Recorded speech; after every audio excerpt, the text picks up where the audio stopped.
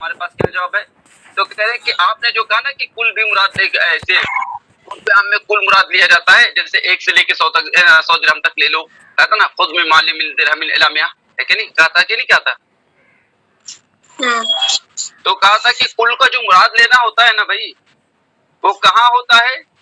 وہ اس صورت میں ہوتا ہے جو طریقہ اباحت والا ہوتا ہے، جیسا کہ صاحبین کا کہنا ہے، کما ذکرہ، جیسا کہ انہوں نے ذکر کیا صاحبین نے، سمجھ میں آ رہی ہے؟ وہاں اباحت ہے نا، وہ مباح کر رہا ہے، یعنی پہلے تو اس کا مال تھا نہیں. دیکھو لا تصرف لابن آدم فی ملک غیری، ابن آدم کا تصرف اپنے ملک ہے نا، اپنے غیر کی ملکیت میں نہیں ہو سکتا ہے. غیر کی ملکیت میں وہ تصرف کر سکتا ہے؟ ہاں بھائی، اپنی منمانی کر سکتا ہے؟ نہیں کر سکتا ہے نا. لیکن جب غیر نے کہہ دیا کہ میرے مال سے تم 1 سے لے کے 100 تک لے سکتے ہو، تو اس کا مطلب مباح کر دیا اس نے، 1 سے 100 تک درہم مباح کیا نا. تو اباحت والا مسئلہ ہے، وہ مباح کرنے والا مسئلہ ہے. اور طلاق تو ایک ممنوع شے ہے، بتائیے حدیث میں تو ہے نا، ابغض الحلال الی اللہ عز وجل الطلاق، ہے کہ نہیں؟ ممانعت ہے کہ نہیں؟ انسان طلاق سے گریز کیا جائے، سمجھ میں؟ لیکن ضرورت ہو، ازحد اگر ہو تو جا کر کے وہ طلاق پر پیش قدمی کرے. لیکن اصل جو ہے دیکھا جائے، اگر ہے نا سرسری نظروں پر دیکھا جائے، ماں قطع نظر اس کو ضرورت ہے نہیں ہے وغیرہ وغیرہ، اس کو ہے نا سائڈ میں رکھ کر کے ہم اگر دیکھیں تو باب الطلاق میں طلاق ایک ممنوع ہے کہ نہیں؟ تو ایک اباحت والے مسئلے کا ایک ممنوع والی شے پر کیسے قیاس کر سکتے ہو، یا ممنوع والی شے کا اباحت والے مسئلے پر کیسے قیاس کر سکتے ہو؟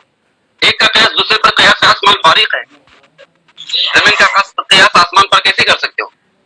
ہاں بھائی، ہونے کا قیاس نہ ہونے پہ کیسے کر سکتے ہو؟ سمجھ میں آ رہی نا؟ ہاں، تو قیاس کے لیے ضروری ہے کہ مقیس علیہ اور مقیس میں مشابہت ہو، وجہ تشبیہ ہو، ہے کہ نہیں؟ یہاں کوئی وجہ تشبیہ ہے ہی نہیں جس کی وجہ سے آپ قیاس کر سکو، سمجھ آئے؟ کیونکہ وہاں پر اباحت والا مسئلہ ہے اور یہاں پر ممانعت والا مسئلہ ہے. تو وہی کہہ رہے ہیں کہ وہ ارادت الکل، اور کل کو مراد دینا وہاں پر ہوتا ہے جہاں اباحت والا طریقہ ہو، جیسا کہ صاحبین نے ذکر کیا ہے. اور اصل طلاق میں ممانعت ہے، وہ الحظر ہے کہ نہیں؟ چاہے وہ ممانعت ہے. اب پھر یہاں سے صاحبین کے دلیل کا جواب ہو گیا. اب یہاں پر امام ظفر رحمہ اللہ کی دلیل کا جواب دے دیں. سمجھے؟ امام ظفر رحمہ اللہ نے فرمایا تھا نا کہ غایت اولا غایت ثانیہ ضرور داخل نہیں ہوتی ہے، صرف بیچ والا داخل ہوتا ہے، نہ تو جدار اولا نہ تو جدار اول نہ تو جدار ثانیہ، کوئی مطلب کوئی دونوں میں سے کوئی داخل نہیں. تو کہہ رہے کہ غایت اولا کے لیے ضروری ہے کہ وہ موجود ہو.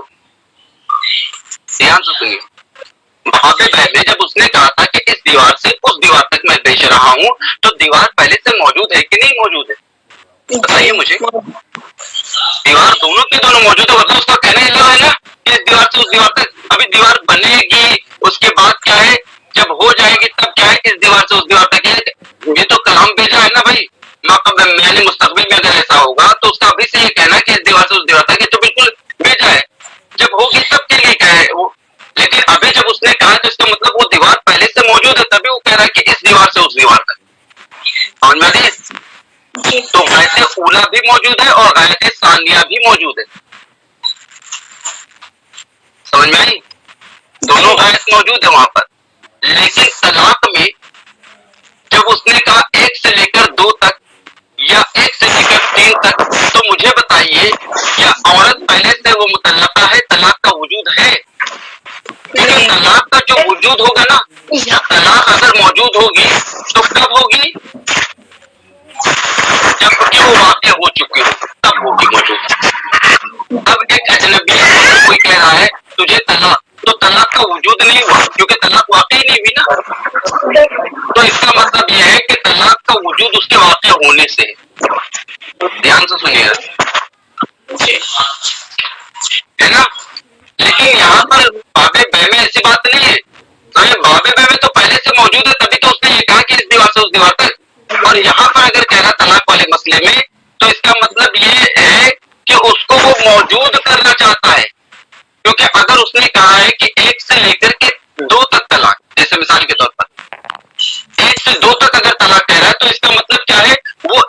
موجود کرنا چاہ رہا ہے، اور ایک کا وجود کب ہوگا باب الطلاق میں؟ جب واقع ہوگی تب. جی سمجھ میں آ رہی نا بھائی؟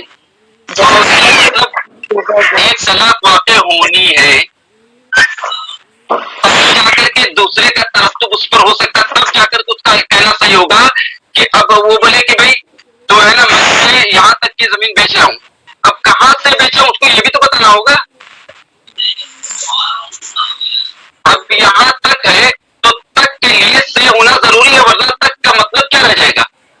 جی کہاں سے کہاں تک؟ اب جیسے ریس دوڑ لگاتے ہیں، تم کو یہاں تک دوڑنا ہے، کہاں سے دوڑنا ہے نہیں متعین کیا تو کوئی مطلب ہے؟ ہاں تمہارا ایگزام کب تک ہوگا؟ ایگزام کب تک ہوگا؟ 12 بجے تک. بولے کب سے؟ بولے اس کی کوئی مطلب اس کا کوئی تعین نہیں ہے، اس کو متعین نہیں کیا گیا کب سے، لیکن ہے 12 بجے تک. ارے یہ کوئی بات نہیں. بولے فجر بازی لے کر کے بیٹھ گئے پرچہ. سمجھ میں آ رہی نا میں نے؟ جی آ رہی ہے. ہاں تو وہی کہہ رہے ہیں کہ غایت اولا کے لیے موجود ہونا ضروری ہے. ثم الغایت الاولا لابد ان تکون موجودہ. غایت اولا کے لیے ضروری ہے کہ وہ موجود ہو. للترتب علیہ الثانیہ، تاکہ اس پر غایت ثانیہ کا ترتب ہو سکے. وہ وجودہا اور غایت اولا کا موجود ہونا بھی وقوعہا، اس کے واقع ہونے سے، بخلاف البیع، برخلاف بیع کے، لأن الغایت فیہ موجودہ قبل البیع، اس لیے کہ غایت تو وہاں پر پہلے سے موجود ہے، بیع سے پہلے موجود ہے کہ نہیں ہے؟ جی اچھا یہ بات ہو گئی، دونوں کے دلیلوں کے جواب ہو گئے ہے کہ نہیں؟ صاحبین کے بھی اور پروفیسر فارغ. اب بولے دونوں کے تین ہو گئے نا، صاحبین تو ان کو ایک کے درجے میں رکھتی ہے نا، کبھی کبھی رکھا جاتا نا تو کوئی کے درجے میں، ایک پلڑے میں وہ دونوں، ایک پلے میں وہ ایک ہے کہ نہیں؟ لینا غایت فیہ موجود ہے نا، موجودہ قبل البیع، اس لیے کہ غایت کیا ہے اس میں پیسے پہلے موجود ہے. ولو واحدہ، اب یہاں سے ایک مسئلہ بتا رہے ہیں کہ اور اگر اس نے کیا ہے ایک طلاق کی نیت کی تو یہ سجن دیانتن لا قضاء. سمجھ میں آ رہی؟ اگر ایک سے لے کے 2 تک اگر اس نے یہ کہا جملہ کہ تجھے ہے نا بیوی سے، اگر اس نے کہا کہ تجھے 1 سے 2 تک طلاق، یا 1 اور 2 کے مابین والی طلاق، اور اس میں کیا اس نے نیت کی صرف ایک طلاق کی نیت کی، تو دیانتن اس کی تصدیق کی جائے گی، یعنی فیما بینہ بین اللہ، میں نے کہا تھا اس سے پہلے ہے نا. ہاں یعنی آخرت میں اس کی پکڑ نہیں ہوگی. اگر اس نے دل میں یہ ارادہ رکھا ہے کہ میں ایک ہی طلاق دینا چاہتا ہوں اس سے، تو دیانتن یعنی عند اللہ آخرت میں اس سے محافظہ نہیں ہوگا. لیکن اگر قاضی کی بارگاہ میں یہ مسئلہ گیا تو قاضی صاحب ان کی تصدیق نہیں کریں گے. قضاءً یہ مسئلہ ہے نا، قضاءً ان کی اس مسئلے میں قضاءً ان کی تصدیق نہیں کی جائے گی. یعنی کتنی طلاقیں مانی جائیں گی؟ 2 مانی جائیں گی، ٹھیک ہے نہیں؟ سمجھ میں آ رہی ہے نا بھائی؟ ہاں کیوں؟ محتمل کلامی، اس لیے کہ اس کے کلام کا محتمل ہے، یعنی اس نے ایک طلاق کی جو نیت کی ہے نا، اس کا کلام اس بات کا احتمال رکھتا ہے کہ نہیں؟ ایک طلاق کا احتمال رکھتا ہے، لیکن نہ خلاف الظاہر، لیکن یہ ظاہر کے خلاف ہے. سمجھ میں آ رہی بنی؟ تو ظاہر کے خلاف ہونے کی وجہ سے قضاءً ان کی تصدیق نہیں کی جائے گی، لیکن دیانتاً تصدیق کی جائے گی. سمجھ میں آئی؟ ہاں یعنی اگر یہ گیا کہاں پر، کورٹ کچہری میں، عدالت میں گیا، قاضی صاحب کی بارگاہ میں گیا، تو قاضی صاحب ان کی بات نہیں مانیں گے، ہے نا؟ سمجھ میں آ رہی ہے؟ ہاں چلیے اتنی بات ہو گئی. اب آگے کا مسئلہ کر لیں. مالکن واحدتن فی سنتین ونوى الضرب والحساب اولم تکن لہ نیہ فہی واحدہ. کہہ رہے کہ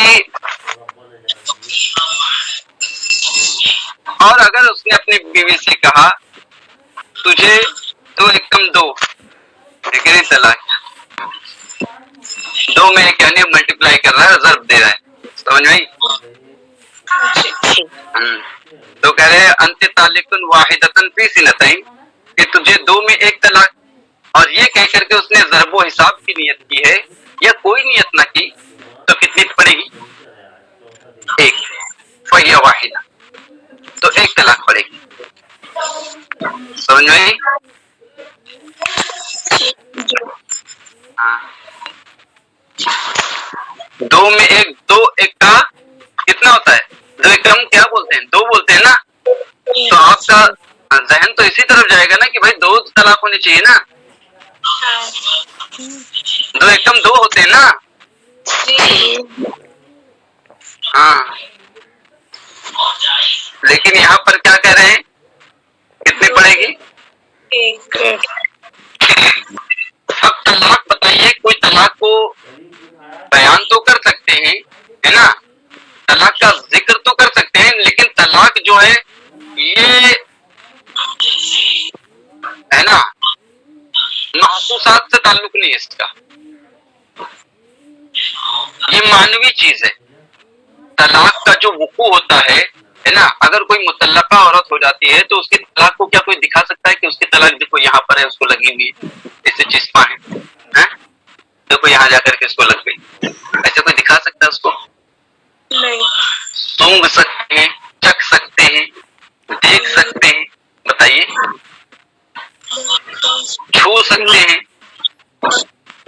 ہاں، طلاق کیسی ہے، گرم ہے کہ ٹھنڈے ہے، ہاں، ایسے مطلب بات ایک بات بول رہا ہوں کہ ایسے محسوسات سے اس کا تعلق نہیں ہے۔ اور غیر محسوس چیز میں ضرب کا جو حساب ہوتا ہے نا، یعنی ضرب کی جو صورت ہوتی ہے وہ کس طور پر ہوتی ہے؟ اجزاء میں اس کے کیا ہے؟ تکثیر ہوتی ہے، اجزاء میں اضافہ ہوتا ہے۔ یہ اضافہ کس میں کیا جاتا ہے؟ اجزاء میں، سمجھ میں آ رہی نا؟ کیا مطلب؟ اب جب اس نے کہا دو ایکم ہے نا، کہ دو میں ایک، سمجھ میں آئی؟ تو اس کا مطلب کیا ہے؟ اس کے اجزاء یعنی دو کے ہے نا دو بھاگ کیے، سمجھ آئی؟ تو اس میں سے ایک، تو کتنا ہوا؟ ایک ہی ہوا نا؟ یہ اجزاء میں ہے، مضروب میں نہیں ہے، سمجھ آئی؟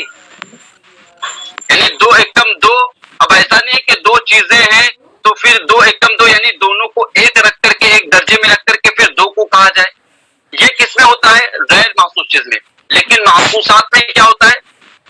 مضروب میں زیادتی ہوتی ہے، سمجھ آئی؟ جیسے کہ مثال کے طور پہ کوئی دو چیز جیسے کہ ہے نا دو گیند ہے، ٹھیک ہے نہیں، دو بلے ہیں، دو گڑیا ہے، دو تکیے ہے، دو اے سی ہے، مطلب کچھ بھی ہے، تو اس میں کیا کہہ دیا اس نے؟ دو ایکم دو، تو وہاں پر دو مراد، سمجھ میں آ رہی بنی؟ تو یہ محسوسات میں سے ہے، اور طلاق محسوسات میں سے نہیں ہے، تو محسوسات میں سے نہیں تو اجزاء کی تقسیم ہے، وہاں پر کثرت کس میں ہوگی؟ اجزاء میں ہوگی۔ اور ابھی ابھی آپ نے مسئلہ پڑھا کہ اجزاء چاہے جتنے کر دیے جائیں لیکن رہے گی وہ ایک، 50,000 اس کے اجزاء کر دیے جائیں، ہے کہ نہیں، تو کیا بولیں گے؟ اب 50,000 طلاق پڑ گئی اس کو، ایک طلاق کے 50,000 حصے کر دیے وہ، تو وہ رہے گی ایک ہی نا، بات سمجھ میں آئی؟ یہ بات ذہن میں رکھے تو جتنے بھی مسائل آ رہے ہیں سب سمجھ میں آ جائیں گے۔ دیکھو کہ والو قال انت طالق واحدۃ فی سنتین، اور اگر اس نے کہا کہ تجھے دو میں ایک طلاق اور ضرب و حساب کی نیت کی ہے یا کوئی نیت نہ کی، تو کہہ رہے تو ایک طلاق پڑے گی۔ امام ظفر رحمہ اللہ کا کہنا ہے کہ دو طلاقیں پڑیں گی، تفاوت سنتان، بالکل قیاس کے موافق ہے۔ کہہ رہے عرف الحساب، حساب کے عرف کی وجہ سے، یعنی حساب جو کرتے ہیں، حساب کرنے والے ہے نا، ان کے درمیان جو عرف ہے وہ یہی ہے کہ وہ کس سے ہے نا دو ایکم دو سے کیا ہے؟ دو مراد دیتے ہیں نہ کہ، تو لہٰذا کتنی پڑھنی چاہیے؟ دو طلاق پڑھنی چاہیے۔ اور یہی قول کس کا ہے؟ حسن ابن زیاد رحمۃ اللہ تعالی علیہ کا ہے۔ اور ہمارا یہ کہنا ہے کہ نہیں کہ ضرب کا جو عمل ہے وہ اجزاء کی تقسیر میں ہے، باب بے میں، سمجھ میں؟ کیوں؟ کیونکہ क्योंकि ये मानवी चीज है, महसूसात से इसका ताल्लुक नहीं है। तो कह रहे ला फी ज़ियादतिल मज़रूब, जिस चीज में ज़र्ब दिया जा रहा है, जिस चीज को ज़र्ब दिया जा रहा है, समझ आई, उसमें ज्यादती नहीं होती है, समझ आई। फी नफ्सी उस शय में ज्यादती नहीं होती है, बल्कि उसके अज्जा में ज्यादती होती है। और कहते हैं वो तकसीर अज्जाई ततलीका, और तलाक के अज्जा की तकसीर ला युजिबु तअद्दुदुहा, है कि नहीं, या ला युजिबु तअद्दुदहा, कि उसके तअद्दुद को साबित नहीं करती, समझ आई। यूजब करेंगे तो तअद्दुदुहा कर देंगे, है कि नहीं, और यूजिब करेंगे तो तअद्दुदहा, समझ आई। ये अज्जाए ततलीक है ना, ततलीका की तकसीर क्या करती है, उसके तअद्दुद को साबित नहीं करती है, यानी उसमें अदद नहीं बढ़ेंगे, तलाक की तादाद नहीं बढ़ेगी, बल्कि क्या है, तलाक के अज्जा बढ़ेंगे। और तलाक के अज्जा चाहे ढेरों है ना, हजारों लाखों हो जाएं, लेकिन तलाक अगर एक है, एक तलाक के आपने अज्जा किया हो तो एक ही रहेगी, रहेगी कि नहीं रहेगी।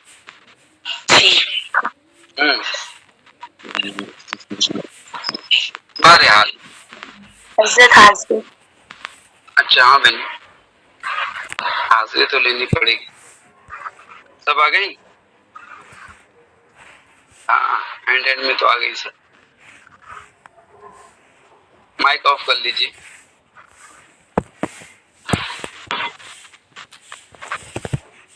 मुरादी है एक और दो, है ना, दो में एक, और मुराद क्या ले रहा है वो, एक और दो। तो कह रहे ये मुराद उसकी काजी साहब के यहाँ मकबूल होगी, तो कह रहे हाँ मकबूल होगी, क्योंकि है ना, और ये जाहिर के मुआफिक भी है कि ऐसा होता है। क्यों? कह रहे हैं कि भाई ज़र्ब जब उसने कहा, जैसे कि मैंने कहा गिलास में पानी, तो पानी और गिलास दोनों को एक जगह कर दिया कि नहीं कर दिया, इकट्ठा कर दिया कि नहीं कर दिया। कि गिलास अलग रहेगा, पानी अलग रहेगा, तो मेरा ये कहना बेजा होगा ना, गिलास में पानी, हाँ, गिलास में पानी कहना कब सही होगा, जबकि गिलास और पानी दोनों एकजा होंगे ना, दोनों एक दूसरे से मिले होंगे ना, तभी तो कहना सही होगा। अब जब ये कहा और जब एक और दो कहा उसने, तो गोया कि एक और दो को भी मिला रहा है कि नहीं मिला रहा है। अगर उसने ये कहा होता एक और दो, तो इसका मतलब ये है कि एक और दो को मिला रहा है। मातूफ वाले दोनों का हुक्म एक होता है ना, जहानी ज़ैदुन अमरुन, तो मजियत दोनों के लिए साबित होती है ना, ये हुक्म दोनों के लिए साबित होता है ना। मेरे पास जैद भी आया और अमर भी आया, तो मजियत दोनों के लिए साबित की जा रही है, जैद के लिए भी और अमर के लिए भी की जा रही है कि नहीं की जा रही है, समझ में आ रही है। तो जिस तरीके से ज़र्फ के अंदर क्या है, जमा होने वाला है ना मानना पाया जाता है, इसी तरीके से मातूफ अलैह में भी जमा होने वाला माना पाया जाता है। तो उसने ज़र्फ के अंदर जो जमयियत का माना था वो ला करके कहां पर फिट कर दिया, मातूफ अलैह में फिट कर दिया, समझ में आई।